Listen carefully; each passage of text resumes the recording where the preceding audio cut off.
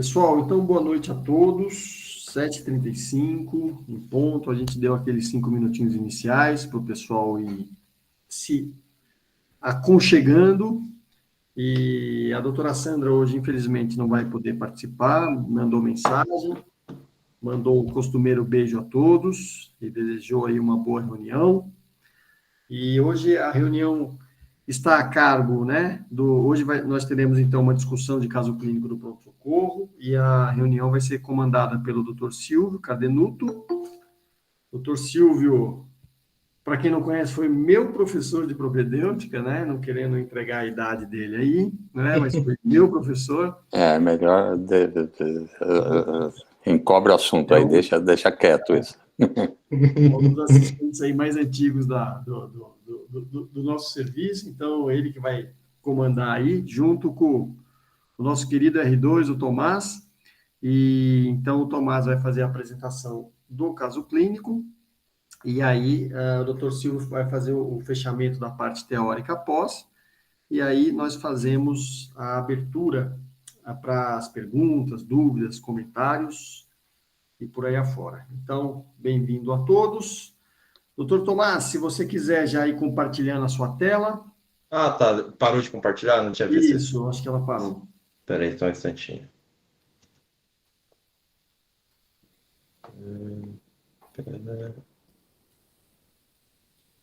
Calma aí.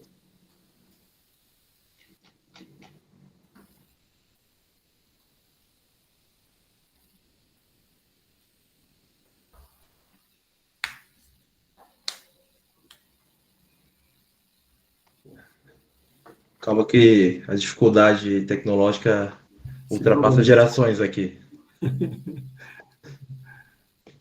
Pronto. Todos vendo minha tela? Maravilha, todos vendo. A palavra está com vocês aí. Bom, boa noite. Boa noite a todos. Para quem não me conhece, sou o Tomás. Para quem tem alguma dificuldade na grafia do meu nome, aqui está. Bom, vou apresentar um caso clínico, né? Um paciente NDL, 15 anos de idade, branco, solteiro, estudante. Ele tinha na sua entrada, né, uma queixa um tanto quanto inespecífica, uma dor abdominal, falta de apetite e náuseas há 2 meses, né? O paciente falava que ele tinha uma cólica acompanhada de náuseas, por vezes vômitos, pelo menos há 2 meses da entrada, né? Além de um quadro de uma sudorese noturna e febre há 2 semanas, né? Sendo que nesse período de 2 semanas ele notou um crescimento de um nódulo na região supraclavicular esquerda. Ele buscou vários serviços externos de urgência e emergência, de maneira geral fez exames e recebeu sintomáticos, sendo liberado em todas essas ocasiões, né? E começou, nessa mesma época, uma investigação em unidade básica de saúde que fizeram uma investigação direcionada para o quadro de tuberculose, que tinha se revelado negativa, né? Quando a gente ia esmiuçar, né, os sintomas que ele tinha, não era nada muito diferente aí do HPMA, né? De fato, tinha náuseas, vômitos, a dor abdominal predomina na região epigástrica, quadro de sudorese, febre, anorexia, uma perda ponderal que ele não soube quantificar, mas tinha sido pelo menos 9 quilos, e esse crescimento de um nódulo supraclavicular esquerdo. Ele é um paciente que, em termos de antecedentes, não tinha nada que fosse muito exuberante, só uma herniorrafia umbilical com 1 ano de idade, né? Não fazia uso de qualquer medicação de uso contínuo, tinha um desenvolvimento neuropsicomotor normal, e calendário vacinal, só um atraso na vacinação para hepatite B. E, em termos de antecedentes familiares, também não tinha nada que fosse digno de nota. Ele, na entrada, ele tinha, né, estava aí num regular estado geral, com uma pressão de 10,6, taquicardia com uma frequência de 110, saturando normalmente, era ambiente, com uma frequência respiratória de 18, estava descorado, 2 cruzes, hidratado 1 cruz, parecia febril ao toque, mas tinha uma temperatura subfebril no termômetro, né? Ele tinha uma hiperfonese das bolhas, com sopro sistólico 2 cruzes no foco pulmonar, estertorava difusamente em todo o tórax, sem nenhuma outro fato da propedêutica torácica e pulmonar relevante, né?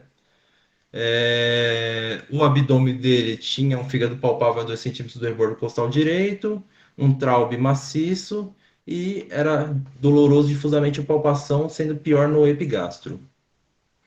O exame dos linfonodos, deu para notar que ele tinha linfonodos pouco dolorosos na região inguinal bilateralmente, né? Um pouco menor que 1 centímetro, sem alteração na consistência, não eram aderidos a planos profundos, né? E na região supraclavicular dava para notar pelo menos um linfonodo que tinha uma dimensão entre 2 e 3 centímetros, era pouco doloroso, um pouco mais endurecido, mas ainda fibroelástico, porém aderido. Ele trouxe para nós também alguns exames externos, né? Mostra que ele tinha em agosto, não tinha uma hemoglobina normal, não tinha anemia, mas chamava a atenção que ele tinha no sedimento urinário a presença de hematura e proteinúria. Nos demais exames subsequentes, essa hematura e proteinúria se manteve. Já na metade de setembro, ele mantinha uma anemia, ele evoluiu com uma anemia normonorm, um DHL aumentado, mantinha ainda a hematura e proteinúria, mas não tão intenso, né?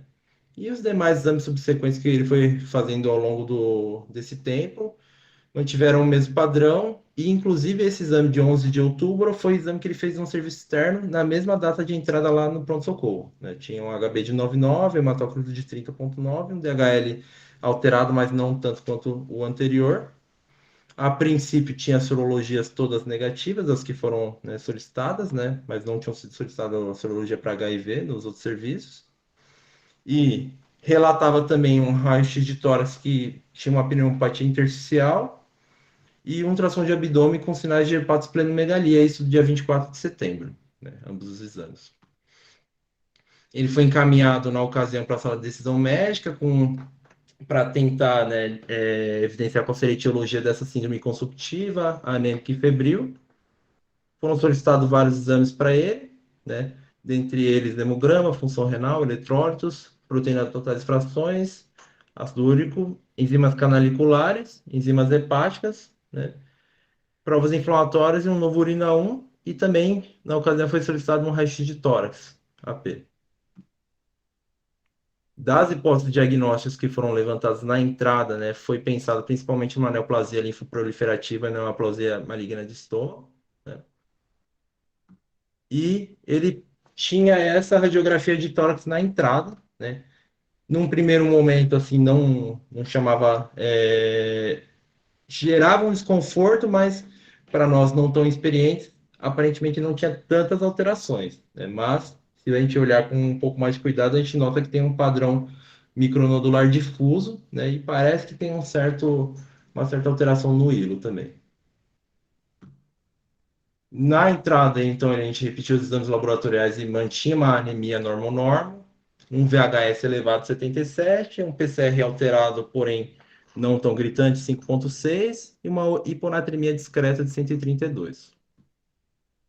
Mantinha aquele padrão do DHL alterado, de 445, e na ocasião também optaram por solicitar, né, beta-2 microglobulina, que deu um valor alterado de 2.927. Sedimento urinário mantinha a proteinúria, mas já não tinha hematúria, embora tivesse tinha um traço de hemoglobina e 27 mil hemácias, e bacteriúria uma cruz. Sorologias foram repetidas na ocasião e deram não reagente. Ele seguiu estável na sala de decisão médica, mas tinha sinais de desidratação, então ele foi realizada uma expansão com 1.000 ml de NaCl 0,9%, foi feito ondansetrona 8 mg por náuseas e dipirona 1 grama por cefaleia, dor epigastrite e mialgia, né? Para poder caracterizar melhor a nodulação supraclavicular dele, foi solicitado uma ultrassom de partes moles da mesma região, e para confirmar se havia de fato hepatosplenomegalia, também ultrassom de abdômen, né? Foi também solicitado na ocasião uma endoscopia digestiva alta, porque eles suspeitaram uma neoplasia gástrica e tinha esse quadro dispéptico associado, né? E no período noturno foi solicitado também uma tomo de crânio, pescoço, tórax, abdômen e pélvico com contraste, pensando na hipótese de uma neoplasia linfoproliferativa de sítio ainda não definido, né? Os laboratórios foram repetidos na ocasião também, não mostraram nenhuma alteração gritante, o INR um pouco alargado, mas nada que chamasse tanta atenção. O ultrassom de partes moles demonstrou duas formações na região supraclavicular, sendo que a maior tinha por volta de 3,7 centímetros, e sem grandes caracterizações, né? E o fígado mantinha, desculpa, no ultrassom de abdômen mantinha a impressão de uma hepatosplenomegalia homogênea. Ele, no dia 13 da madrugada, permaneceu estável, né, e realizou as tomografias solicitadas na noite da data anterior. Aí, aqui a gente tem um corte da tomografia de tórax, né, bem alterada. Esse padrão micronodular difuso se confirmou, né. Tinha também no abdômen algumas imagens esplênicas que chamavam um pouco a atenção, né? Um fígado aumentado, mas a princípio nada que fosse chamasse atenção para alteração no contorno e no aspecto do parênquima, né? E quando a gente olhar também a região, né, cervical, né, a tomografia direcionada para pescoço, parecia de fato que tinha uma alteração no realce da região supraclavicular esquerda, né? E olhando também para a porção do mediastino, a gente via o mediastino alargado, né? E a presença de linfonodos aumentados, alguns com calcificações associadas, né? Ele, esse aqui é o laudo da tomografia, óbvio que a gente não tinha isso na mesma data, né? Mas eles mencionam, né, múltiplas linfonodomegalias mediastinais e hilares, sendo a maior na cadeia subcarinal, com 2,6 centímetros. Mostrava também um espessamento das paredes brônquicas, né? Envolvimento circunferencial do bronquifonte direito, uma linfadenomegalia infraclavicular esquerda, e o que mais chamava a atenção, né, da tomografia de tórax, múltiplos micronódulos pulmonares bilaterais com um padrão dito miliar, né, que por vezes tinham opacidades in vitro fosca e algumas consolidações esparsas. Não tinha um predomínio em nenhuma região específica do pulmão, e contava também com espessamento cisural irregular, sem derrame pleural. Na ocasião, eles falaram, né, esse laudo padrão aí da época da pandemia, né, não se pode descartar, né, sempre a pneumonia viral. Mencionaram Covid, citomegalovírus, né, mas no contexto de imunossupressão, considerar tuberculose, sarcoidose, dentre outros diagnósticos, né.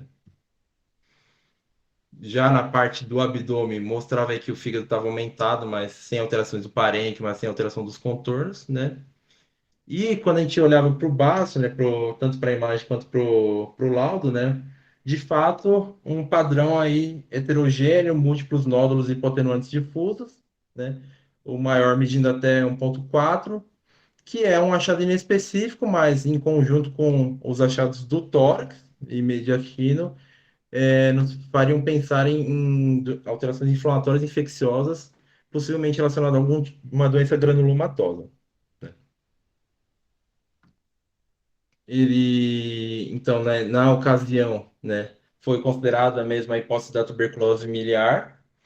A gente inseriu o paciente no isolamento respiratório, né?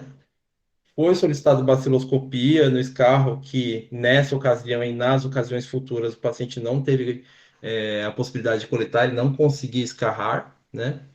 E nessa ocasião a gente acabou não introduzindo antibiótico terapia, visto que o paciente era estável, né? E apesar do padrão bem sugestivo de tuberculose miliar, tinham outros diagnósticos diferenciais que a gente gostaria de excluir antes de começar qualquer tipo de antibiótico terapia, né? Ele permaneceu em jejum no dia 13 para fazer a endoscopia digestiva alta, né, que foi realizada na mesma data, né? E na ocasião também foi considerado solicitar uma biópsia de linfonodo supraclavicular. Ele fez a endoscopia digestiva alta e o que mostrava uma gastrite enantemática leve do antro e uma imagem umbilicada subepitelial sugestiva de pâncreas ectópico no antro gástrico, né? Tanto quanto inusitado, mas nada que contribuísse para o quadro clínico dele, né? Ele, né, nesse tempo que ficou no pronto-socorro, né, teve de alteração mais relevante. No dia 15, ele começou a apresentar saturação por alguns momentos, né? Ficava alguns momentos confortável em ar ambiente com a saturação adequada e por vezes ele acabava desaturando, tendo que e aí então foi introduzido a oxigenoterapia via catéter e a maioria parte das vezes mantinha-se confortável e estava com 2 litros por minuto, né? Foi entrado em contato com a equipe da cirurgia torácica para ver a logística de realizar a biópsia do linfonodo supraclavicular esquerdo, né? E também foi agendado a broncoscopia para coleta de lavado broncoalveolar no dia 18 de outubro pela manhã, visto que o paciente não escarrava de maneira significativa, né? Ele, então, no dia 18, realizou essa broncoscopia e realizou a coleta da secreção traqueal e do lavado broncoalveolar. Não tinha nada que chamasse atenção na morfologia da via aérea do paciente, né? E quando a gente foi ver a cultura do lavado broncoalveolar e da secreção traqueal, né? Isso, se eu não me engano, acho que o resultado foi do dia 24, demonstrou a presença de Staphylococcus aureus, né? E Streptococcus oralis em quantidade significativa, né? Para a região.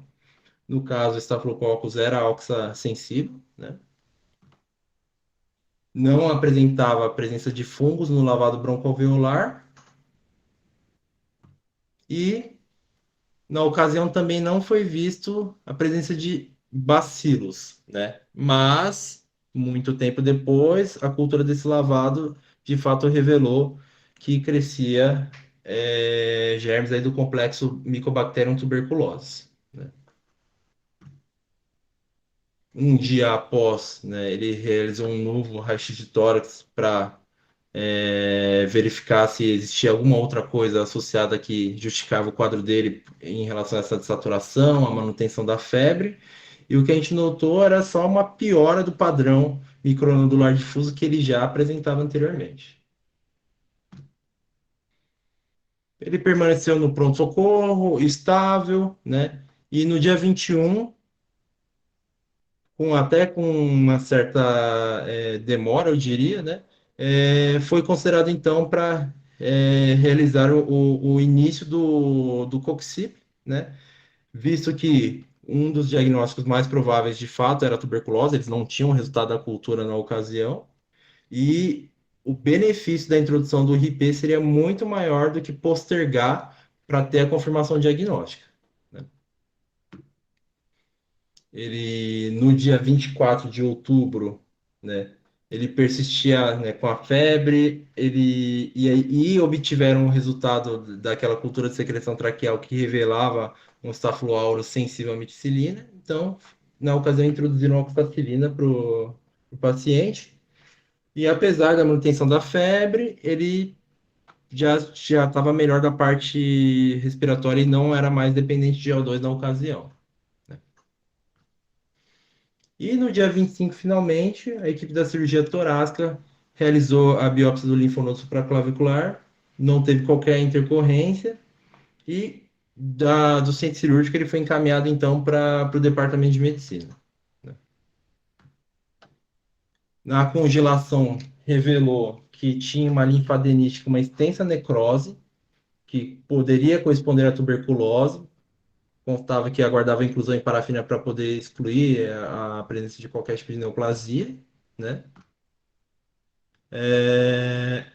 E quando foi incluído na parafina, de fato, demonstrou que era linfadenite crônica com granulomatose com necrose caseosa extremamente sugestivo de tuberculose e que não contava com qualquer evidência de neoplasia na lâmina. Essa é a lâmina do próprio paciente mesmo, né? Vários tons aí de roxo e azul, né? Enfim, mas a gente consegue ver principalmente nessa porção mais à esquerda e superior aqui da lâmina que demonstra que é a necrose caseosa, né? E nessa porção aqui à direita a gente vê a presença de granulomas, né? Com o que chama atenção é que quando a gente vê no maior aumento, não tem qualquer evidência de células gigantes, né? Aqui em maior aumento para demonstrar, né, a necrose caseosa aqui à esquerda e a presença do granuloma só com células epitelioides e linfócitos, mas sem qualquer presença de célula gigante. E um tempo depois, né, foi realizada então a complementação para verificar a presença de bacilos alcoácido resistentes, né, pelo método Ziel-Nielsen, que se demonstrou positivo, né. Aqui a gente vê, né, tá um pouco difícil, né, até porque são poucos, né, mas a gente vê aqui a presença de um BAR e outro BAR aqui também. E na outra parte da lâmina também mostrou aqui alguns poucos bacilos, né. Pensando aí, né, na questão de sendo uma tuberculose miliar, né, foi solicitado aí alguns exames para verificar a presença de alguma imunossupressão, né, de alguma imunodeficiência própria do paciente, visto que as sorologias eram negativas, né? E ele não tinha níveis aí alterados, tanto de complemento quanto de imunoglobulinas, que pudessem revelar qualquer tipo de imunodeficiência primária, né? Até, não coloquei aqui os valores diferentes, mas no caso ele estava até com as imunoglobulinas acima da referência do laboratório, né? E, finalmente, no dia 1º de novembro do mês passado, o paciente ele tinha tido uma melhora substancial dos sintomas, embora não completa, né? Ele estava estável, mas ele ainda se mantinha febril. Mas ele permanecia sem o uso de oxacilina desde o dia 31 de outubro e recebeu alta hospitalar com orientações para manter o uso do RIPE e com retorno do ambulatório de clínica médica no dia 29 de novembro, né? Que curiosamente fui verificar e não compareceu. Não sei se ele vai comparecer um dia ainda. E agora eu deixo aqui aberto para a gente fazer a discussão teórica em cima do caso. Maravilha, Tomás, obrigado aí pela apresentação. Agora vou passar Obrigado. a bola aí para o doutor Silvio. Doutor Silvio, você está com a palavra. Só interromper o compartilhamento aqui. Pronto.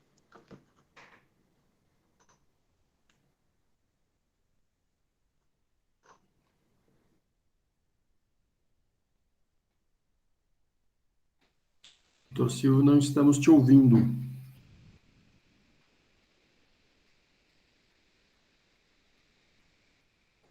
Eu acho que ele saiu da apresentação sem querer, chefe. Ah, ele deve ter caído. Ok, vamos. Ah, tá voltando aí.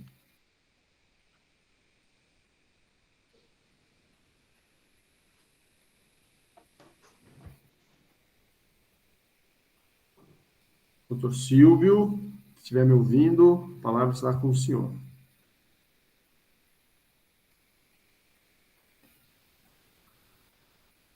Tive um pequeno problema aqui com a minha conexão, mas já acho que voltou. Voltou, estamos te ouvindo e estamos te vendo. Bom, tá me ouvindo aí, Pedro? Eu não sei, minha conexão deu uma confusão aqui. Então tá bom. Não, estamos te ouvindo. É assim, a partir do caso apresentado pelo Tomás, eu optei por fazer muito mais do que uma apresentação e mais a fundo na questão da tuberculose, mas fazer algumas considerações, algumas reflexões e provocações aí com todos vocês. Como vocês viram, a gente está diante de um caso de um jovem, um rapaz novo, com um quadro clínico que desde o início, já na unidade básica de saúde, todos estavam indo atrás, investigando tuberculose, mas uma dificuldade grande de se fazer o diagnóstico, onde o diagnóstico de certeza, um diagnóstico anatomopatológico ou diagnóstico bacteriológico,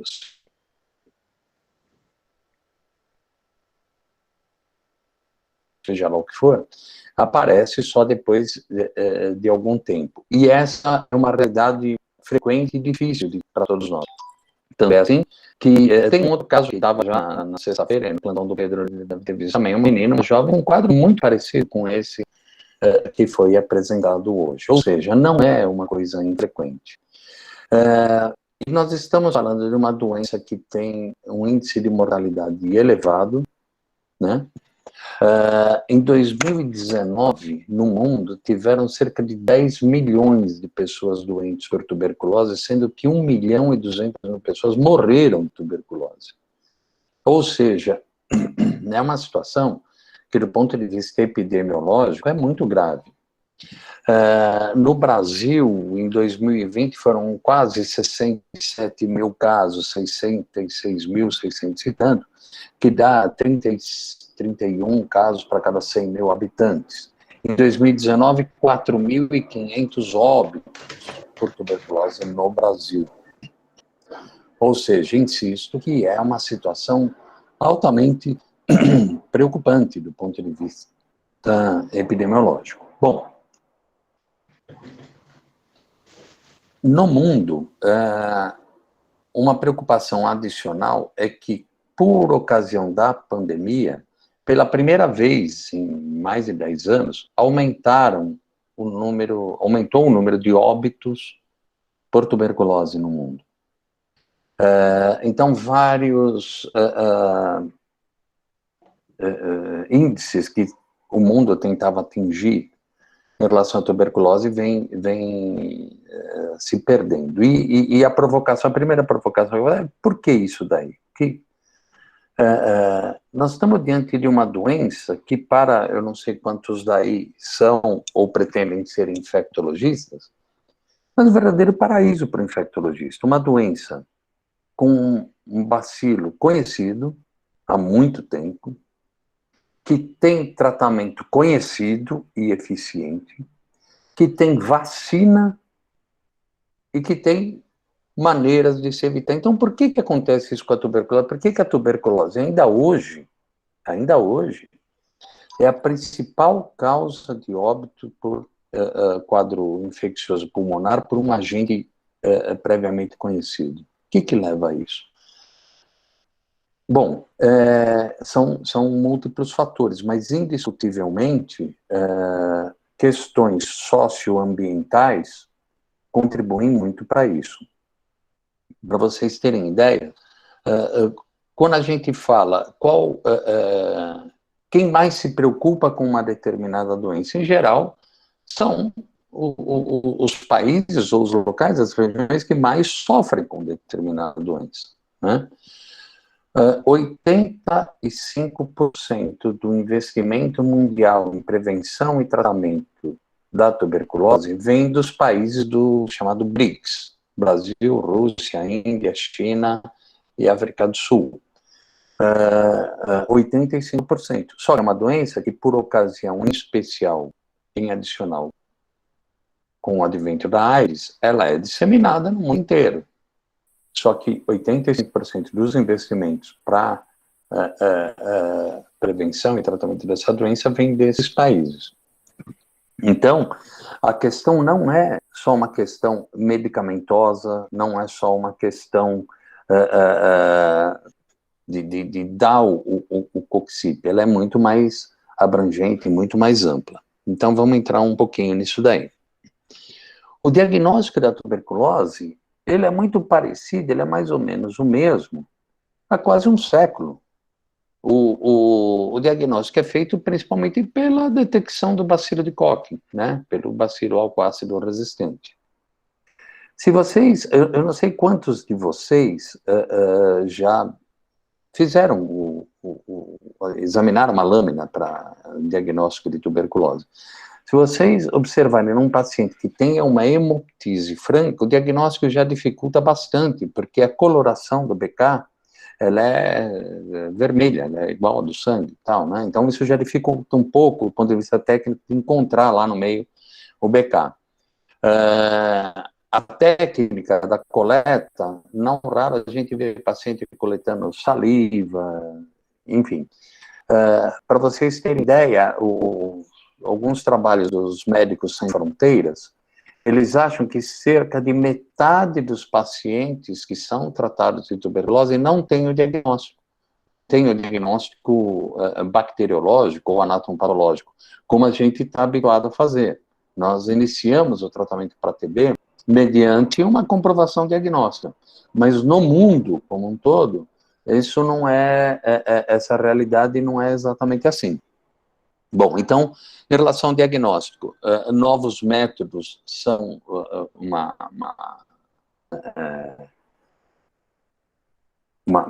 perspectiva muito boa. Então, o GeneXpect, ele já é uma realidade, isso ajuda bastante, e a gente espera que isso consiga se disseminar pelo mundo e consiga trazer métodos mais rápidos e mais eficientes para o diagnóstico de tuberculose. E a cultura ainda são 30 dias a gente conseguir ter uma cultura do bacilo de Koch, ou seja, um caso de TB miliar, onde nós dificilmente encontramos o bacilo de Koch na secreção pulmonar, que dependemos de análise patológica, etc., etc., esse diagnóstico, em geral, acaba saindo tarde. E, no caso apresentado, felizmente não foi tarde demais, mas não raro a gente encontra isso em necrópsia, e aí é uma situação horrível, porque é uma doença absolutamente curável, né? Então, o que a gente deve fazer para tentar minimizar esse tipo de problema? Bom, quais são as pessoas que têm um fator de risco maior para adquirir tuberculose? Talvez, se a gente conseguir detectar onde que tem maior risco, a gente consegue ter ações mais eficientes para tentar minimizar esse problema. Bom, tem um trabalho muito interessante que detectou, por exemplo, indígena tem 3 vezes maior possibilidade de detectar tuberculose do que população de nós, lá no meio do pronto-socorro, com um monte de bacilo. O indígena tem 3 vezes mais chance. O pessoal que é a população privada de liberdade, os presidiários, etc., 28 vezes mais chance de contrair tuberculose. Portador de HIV, 25 mais vezes. Agora, pasme, população de morador de rua, 56 vezes maior a possibilidade de contrair tuberculose. Então, é ali que as ações têm que se concentrar. Me parece que chama muito, eles têm 56 vezes maior possibilidade. Bom, aí é o dia a dia de todos nós, de vocês que cansam de passar pelo pronto-socorro, de ver paciente morador de área livre, um pessoal absolutamente desfavorecido do ponto de vista de tudo que possa ser oferecido para eles, aparecendo pronto-socorro com tuberculose ativa. E a gente avalia, compensa e introduz o COXIP, e o paciente abandona o tratamento, porque essa população de rua, a chance deles abandonarem o tratamento também é muito maior do que a população em geral. Então, acaba sendo, quanto maior a população, essa população super desfavorecida, moradores de rua, quanto maior for essa população, maior acaba sendo chamado reservatório de bacilo de Koch, reservatório de doença com possibilidade de disseminação. E à medida que essa população vai aumentando e vai se espalhando, traz junto com ela o bacilo, né? Então, é um modelo do ponto de vista infecto-contagioso que demonstra que o fato de ser uma doença com um agente etiológico absolutamente conhecido, com vacina, com tratamento eficiente, com medidas de precaução conhecidas, ainda assim estamos longe de atingir metas preconizadas não por nós, mas pela Organização Mundial de Saúde. Então, o que eu chamo vocês para reflexão, para discussão, e para se ao pegar, por que as pessoas vivem tão desassistidas, assim, seja por causa social, seja por dependência química, seja por outros motivos. Mas se nós pegarmos a população moradora de rua, já tivemos trabalhos feitos bem lá no passado, que indicava que cerca de 75% dos moradores de rua não eram por uma questão eminentemente ou isoladamente social, mas sim por doenças associadas, em especial doença psiquiátrica, incluindo aí a dependência química como uma doença psiquiátrica, tá? Então, essa população não tem jeito. O paciente dependente químico, ele não tem, não é o caso do rapaz aí dos gamais, ele é uma vítima de uma situação, de uma disseminação de uma doença como a tuberculose. E quais os reservatórios onde a gente conseguiria ter uma ação preventiva do Estado, seria justamente nessa população mais desfavorecida, população moradora de área livre. No caso do dependente químico, eu não vejo muita saída. Esse dependente químico você precisaria, quando associado a uma doença infecto-contagiosa, teria que, por um período, ter uma internação compulsória, e evidente que não seria no pronto-socorro, não é o lugar ideal para interná-lo, onde poderia tratá-lo da doença infecciosa para que ele não se transforme num agente propagador maior da doença, e em paralelo, por que não, ajudar no tratamento da dependência química. Então, a tuberculose, apesar de ser descrita já há muito tempo, ter tratamento eficiente já há muito tempo, ter medidas já há muito tempo, enquanto nós, comunidade médica, comunidade científica, insistirmos em irmos só atrás do medicamento, e isso é o que tem sido feito pela indústria farmacêutica, já existem medicamentos novos que estão sendo lançados no exterior, é possível que daqui a um tempo haja até, quem sabe, uma monoterapia para tuberculose, para tentar diminuir o abandono do tratamento, né? Mas eu acho que isso tudo, pelo menos nos dias atuais, pelo menos para o momento atual, pelo menos para a situação atual, é um caminho errado, um caminho equivocado. Ou a gente tenta melhorar as condições sociais, ou casos como desse rapaz, como daquela menina que estava lá, eu não lembro agora se é Larissa, se eu não me engano o nome dela, está na UTI lá da Santa Casa, vão continuar surgindo, porque a doença, do ponto de vista epidemiológico, social, está absolutamente fora de controle. Não há controle nenhum. Eu não sei, Pedro, se era essa a expectativa em relação ao modelo de apresentação e de discussão, mas eu achava que, para o caso em si, ao tratarmos de tuberculose, chamar para essas provocações e abrir para essas discussões, eu achava mais interessante do que discutir uma nova para a tuberculose. Perfeito, doutor Silvio.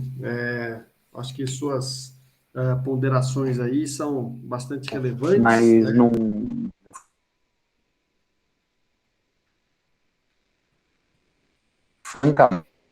Silvio, o seu áudio deu uma falhada para mim. Me escuta?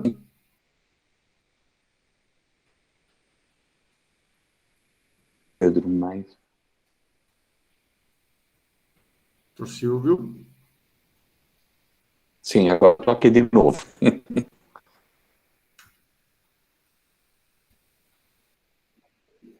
Maravilha. Não, o seu áudio no finalzinho deu uma agora... falhada. Perfeito. A Isso. gente ouviu bem aí as suas considerações e agora queria abrir aí questionamentos, perguntas do público e enquanto o pessoal vai pensando aí os questionamentos, eu gostaria de perguntar para o Tomás, por que ele, veja, se a nossa suspeita, né, era uma tuberculose miliar e a regra, né, é que a tuberculose miliar ela não seja bacilífera, né? Então venha BK negativo nas amostras de escarro, e esse paciente sequer escarro tinha, se e aí não é uma crítica nem ao Tomás, nem é uma crítica que eu faço ao nosso serviço, na verdade. Esse paciente ele foi para uma broncoscopia com uma suspeita de uma tuberculose miliar, sabendo que a regra nessa doença é nós temos baciloscopia negativa e o broncoscopista ele não faz uma biópsia pulmonar. Eu não consigo, na verdade, entender o porquê disso, né? O Tomás, eu acho que mostrou, não sei se o paciente tinha talvez um NR um pouco alargado, alguma coisa nesse sentido aí. Eu queria ouvir dele se existe alguma justificativa para que o colega da broncoscopia tivesse feito um lavado e não tivesse feito uma biópsia do parênquima pulmonar, que teria dado o diagnóstico para a gente muito mais rápido, sem necessidade da abordagem ao linfonodo. Bom, chefe, a impressão que eu tenho é que o broncoscopista, na ocasião, ele quis seguir ordens, né? A gente fez a solicitação com o pedido direcionado para a coleta do lavado broncoalveolar mesmo, né? E até assim, eu tive contato com um paciente só de fato na noite do dia 12 e na madrugada do dia 13, né? Até eu estava passando na pneumo na época, eu discuti com os preceptores de lá o caso, porque eu achei interessante, e mencionaram essa questão da biópsia pulmonar, que ajudaria muito no diagnóstico, né? Teria feito um diagnóstico um pouco mais precoce, né? Mas eu acho que porque o pedido foi direcionado dessa forma, né? E aí o broncoscopista, na ocasião, fez só o que foi pedido. Não vejo qualquer outra justificativa para ter sido realizado dessa forma, né? Agora você tocou num ponto interessante que você mencionou essa questão do isolamento respiratório, que não é bacilífero, né? E eu até, assim, quando eu fui dar uma olhada na literatura para dar uma revisada nos conhecimentos a respeito da tuberculose, uma coisa que eu me surpreendi, né? Eu acho que era até 17% das transmissões são relacionadas a casos que não são bacilíferos, né? Então, eu lembro que até na ocasião eu fiquei, ué, mas por que que a gente vai isolar se é uma tuberculose miliar e geralmente é paucibacilar nessas ocasiões, né? E aí, então, para mim, a literatura é, demonstrou, não. Então, o risco existe de transmissão, embora seja menor, né? E não é um número pequeno. 17% das transmissões é algo bem relevante para uma doença que tem, né, tantos casos aí espalhados pelo mundo, ainda mais no nosso país, né? Então, acho que assim, a questão do isolamento respiratório foi por conta disso, né? Mas agora, você tocou nessa questão da biópsia pulmonar, né? Até outros exames, né, que eu sequer imaginava que poderiam ajudar no diagnóstico, a gente não levou em consideração, talvez até por um certo... a gente acaba, né, conduzindo muito, né, os casos meio que por... Claro, a gente conta com o apoio da preceptoria, mas muitas das condutas que a gente toma, que a gente toma no pronto-socorro acabam sendo, né, espontâneas, né? E por uma certa, né, inexperiência nossa, eu acho que a gente não, muitas vezes a gente não consegue direcionar de uma forma que seja mais eficaz, né? O que é totalmente compreensível, né? Mas coisas que eu sequer imaginava que ajudariam, né? O fundo de olho na tuberculose miliar poderia ajudar muito, porque parece que até 50% dos casos tem acometimento ocular, né? A hemocultura direcionada para a tuberculose também ajuda muito nesses casos, né? Basicamente, o que eles colocam na literatura é de onde você puder tirar secreção e material e mandar para análise, você tem que fazer, né? E a gente não pediu de urina, a gente não pediu de lavado gástrico, a gente não pediu fundo de olho, né? Então, assim, eu acho que até achei interessante trazer justamente para a gente sair um pouco do nosso arroz com feijão, da nossa zona de conforto em baciloscopia, teste rápido molecular e cultura para micobactéria do escarro e ponto final, né? Tem outras formas de fazer o diagnóstico, que principalmente numa apresentação, né? Que não é aquela típica, vão nos ajudar, né? Perfeito, Tomás. Eu acho que eu já vi alguns casos de tuberculose miliar no pronto-socorro onde o paciente era bacilífero, embora essa não seja a regra, né? E todas essas culturas que você mencionou, elas acabam trazendo o diagnóstico de forma tardia, né? Porque o micobactério, ele tem crescimento lento, difícil crescimento, e por aí afora, né?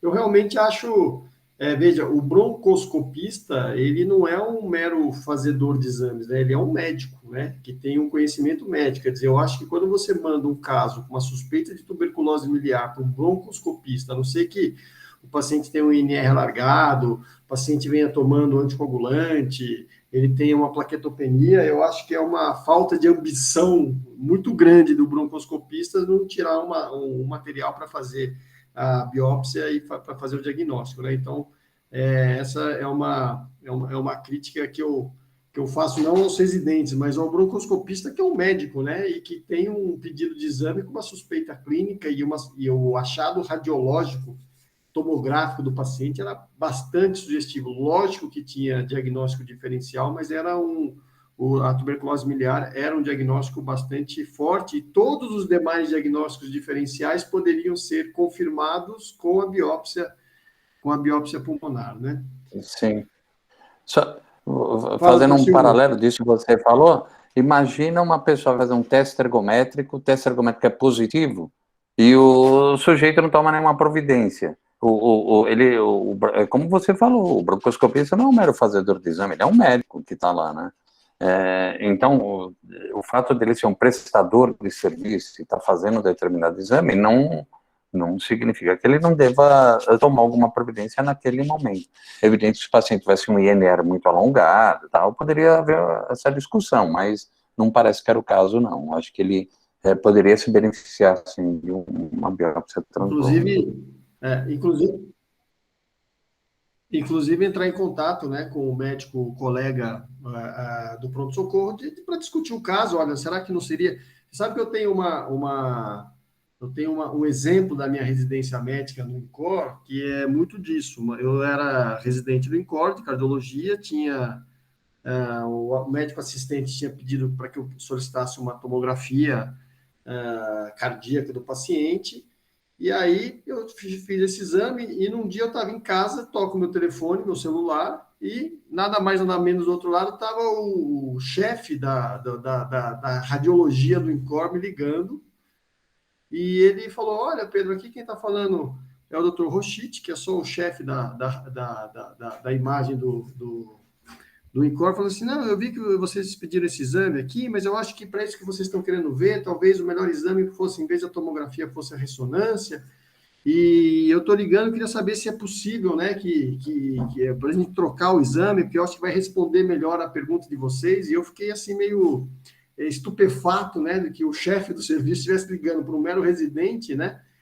para sugerir a troca do exame para ajudar o paciente no diagnóstico. Eu acho que isso é algo de muito bom tom, na verdade, e ajudaria o paciente. Então, às vezes a gente vê, né, nos exames de imagem ou exames invasivos, o paciente chega lá em cima, qualquer coisa que acontece, o pessoal manda o paciente descer sem comunicar a equipe. Eu acho que isso é uma falta de respeito com a equipe, né? Então, eu acho que chama o médico, fala, vamos tentar sedar o paciente melhor, será que alguém pode acompanhar o exame? Ou seja, tentar, em último caso, suspender o exame, né? Olha, não teve jeito, não deu para fazer, aí a gente suspende. Não, olha, o paciente levantou o braço, suspende o exame, manda o paciente descer, a hora que você vê, o paciente já está lá embaixo, você não consegue nem argumentar mais, né? Isso é um negócio que a gente vê, de certa forma, rotineiro no pronto-socorro e que me incomoda bastante.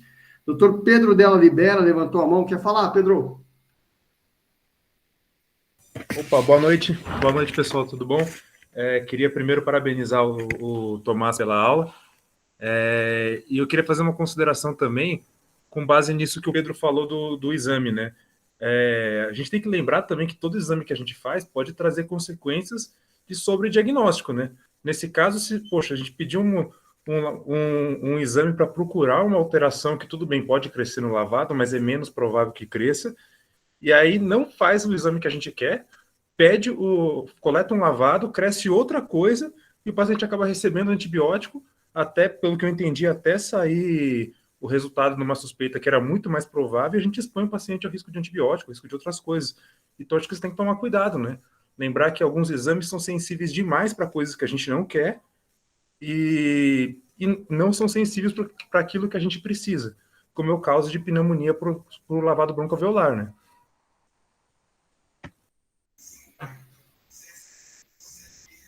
Eu acho que é bem pertinente isso aí que você falou, Pedro, e mais que isso, né? Algumas vezes você pode acabar induzindo a usar um determinado antibiótico, alguma coisa que pode causar um efeito, uma lesão renal, alguma lesão hepática, alguma outra coisa mais complicada.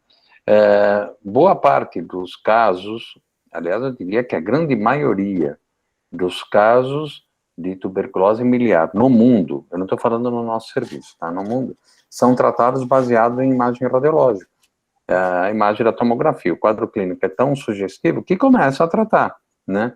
E o que eu acho é, na verdade, muitas vezes, a maior parte das vezes, o mais prudente mesmo.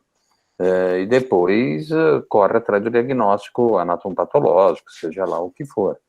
Mas esse é um perigo do exame, boa né, professor? Esse é um perigo do exame escuro, porque imagina se... É que no nosso serviço, acho que isso nunca aconteceu, porque é um serviço que já viu muita tuberculose, né? Mas imagina se a pessoa resolve tratar o paciente só com base no estáfilo que cresceu, que provavelmente é uma contaminação, e não trata a tuberculose, que tem, tipo, tudo que antes da broncoscopia já falava a favor, já tinha cara, focinho e rabo de tuberculose. Então, acho que esse é um perigo, às vezes, de exames que vêm positivos para coisas que a gente não está procurando, né? É isso mesmo, é isso aí. Rafael, quer falar também? Fala aí, doutor Savioli. Boa noite, gente. Só queria pontuar umas coisinhas. O que o Tomás falou a respeito do algoritmo diagnóstico, né, que a gente acaba ficando meio restrito à baciloscopia, o teste rápido, isso é verdade, é justo, e até o teste rápido, às vezes a gente não dá a importância que esse exame tem. Eu acho que para os residentes vale a pena ficar atento que o teste rápido a gente pode usar em basicamente qualquer tipo de fluido corporal, exceto sangue, inclusive em macerado de tecido, inclusive punção de linfonodo. Então, na questão de, se você conseguiu puncionar, se você já vai mandar o paciente para biópsia, faz um pedido de teste rápido para esse material, porque às vezes a biópsia sai em 7, 10 dias, o teste rápido sai em 2, 3 dias, e você já consegue esse resultado com o próprio material. Outra coisa, o que a gente que vem acontecendo é que não é infrequente da gente fazer o diagnóstico da tuberculose aqui, liberar o paciente, e muitas vezes na rede esse paciente não consegue pegar o coxípio, o tratamento, porque ou falta um laudo ou falta um resultado da baciloscopia. Então, acho que isso é uma coisa que às vezes a gente deixa um pouco de lado, né? De quando a gente dá alta, a gente faz um relatório completo, inclusive com todos os laudos, que isso facilita um pouco a vida do paciente quando ele cair na rede. Tá, acho que era isso que eu queria colocar. Queria até comentar a respeito. Primeiro, agradecer aí o elogio aí do Dr. Pedro e agradecer também a presença aí do Rafael. Mas uma coisa que foi muito curiosa é que nenhum teste rápido molecular do paciente deu positivo. A questão é não sei nem se de fato foi para análise, né?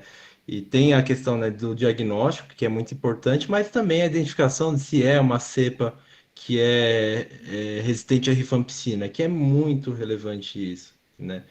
Vai saber se de fato a gente conseguiu, né, dar o tratamento mais adequado, né, para o paciente, né? Se ele não está aí com uma tuberculose resistente aí solto no mundo. Uma coisa que eu não sei se ficou muito bem claro, né, para a família, pros, enfim, cuidadores do paciente não ficou claro no registro se eles foram orientados a buscar a fonte, né? Esse paciente pegou de alguém, né? E bem, ainda mais em época de pandemia, menor de idade, restrito em casa, o cara que não trabalha, né? Não sai por aí. Então ele pegou de alguém dentro de casa, né?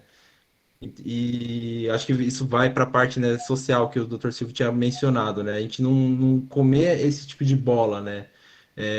Acho que nosso trabalho não é só diagnosticar, tratar o paciente, né? Nesse caso, né, você analisar, né, quem da família que também está vulnerável a esse tipo de moléstia também faz parte da nossa atuação, né? E, enfim, não sei, talvez tenha sido feito, só não ficou muito claro em prontuário se tinha sido ou não, mas acho que são coisas que na nossa correria a gente acaba até às vezes esquecendo, né? De ir atrás de quem, de dar essa orientação, pelo menos verbalmente, olha, vai atrás que pode ser que você também esteja com a doença, né? E aí vai ser chovendo molhado, né? Você dá um remédio para a pessoa sendo que ela vai se reinfectar, né? Mas era basicamente isso que eu queria falar. Perfeito. Quem mais? Perguntas, questionamentos, críticas?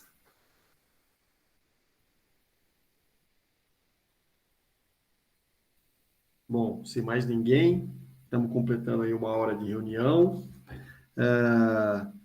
Queria, então, agradecer ao Dr. Silvio e ao Tomás pela apresentação. Lembrar que essa aula está sendo gravada, então a gente vai fazer o upload lá no nosso canal, na íntegra, para quem não, ou perdeu uma parte, ou não conseguiu assistir, assista depois.